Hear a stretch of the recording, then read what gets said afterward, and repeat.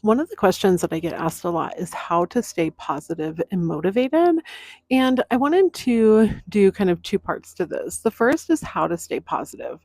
So, there is something to be said about the way that you frame like positive versus negative and remaining positive versus focusing on the negative. So, our stress responses, our so called negative emotions, are there for a reason. So, even though you're attempting to stay positive, that doesn't mean that you're never going to feel anything that may be deemed a negative emotion. And I think that's an important distinction for people to make because a lot of times folks get so caught up in trying to do this positive that it kind of becomes this toxic positivity that you're stuck in a cycle of I'm not allowed to feel this way because feeling this way is going to negate the work that I'm doing on myself. And that's not necessarily how this works. You can have strong negative emotions, right? And I don't even like to deem emotions as positive or negative, just really they're the emotion that I'm feeling. Based on that emotion, I can tell where I am in my journey. What is the reaction that I'm having to something? How can I reframe my point of view so that I can calm myself and address whatever is creating the stress? How can I deal with my own emotional intelligence and my emotional regulation to stay focused in the way that I want to stay focused? To not allow the frustrating or annoying life happenings to completely throw me off course where I can't control the way I feel. I'm frustrated, I'm lashing out, and then it's like I've decided that nothing ever works for me and I'm always going to feel this way because that creates a cycle. So when you have a stress response to anything, one, a stress response is actually not a negative thing, right? We need that in order for survival. That's what actually got us to where we are now. So when you have a stress response, it's not that you're attempting to never have a stress response again. Instead, you're learning how to manage those stress responses. How can you make sure that you go back down to a baseline after a stress inducing event? How can you remain indifferent to what's happening around you so that you can instead focus on the end result of what you're trying to get to, the end feeling of what you're working towards, this end desired result? That itself will kind of help you remain not only positive but also motivated. And as far as like how to remain motivated, that's where your habits come in, your identity, the routines that you keep. When you have an identity as a certain type of person, which means then that you're dwelling in that state, you are that person, your habits and the way that you have motivation is going to fall naturally into that. It's like somebody who automatically walks every morning. And for the past 5 years, they've gone on these walks, they rarely miss it.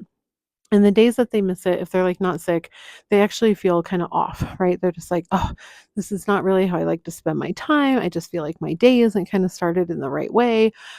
It's because their identity is somebody who does that for themselves. They're somebody who shows up, like, in that type of way. So, when you are looking for motivation, instead, you should be looking for habits. Motivation is very, very fleeting. And motivation is not going to carry you through when you're going to want to revert back to those like regular type of emotions or those regular types of feelings, those regular types of habits. You have to be able to figure out what questions can I ask myself, what habits can I establish, and what identity can do I have in myself in order to remain true to this desired result that I'm working on. This is really the key here. So when you say, how do I stay positive and motivated? One, you just need to learn how to actually regulate your own emotions, bring yourself back down to baseline, manage stressful events. That's one, right? And then the second one is to set up habits and routines. Make sure that motivation is actually in front of you. So, meaning make sure that your environment is set up in a way that actually encourages you to keep up with your positive new habits, new identity that you're working towards, this person that you're working to become. Put it right in front of your face. That's why I often recommend if you're somebody who always gets on their phone like first thing in the morning and you end up scrolling it for like 2 hours laying in bed, then move your phone, right? Remove it from your nightstand or wherever, or put a sticky note on it that's like encouraging, maybe a quote, or just a reminder we're not doing this anymore. You have to interrupt those routines that you have in order to create a new one and then start to create habits or rewards for yourself, sorry, rewards for yourself where you're like, yeah, I'm doing this for me. This is my small win. I'm going to recognize it. I'm going to give myself like a mental high five because I'm showing up for myself. And the more that you do that, the more that you become motivated. And this can be on a very, very small scale, right? Just spending 15 minutes not on your phone, waking up 10 minutes earlier so that you're not rushing to get out of the house, going for a 5-minute walk, honestly, just putting on your walking shoes. Anything small that you're starting to say, I'm becoming this person I want to be.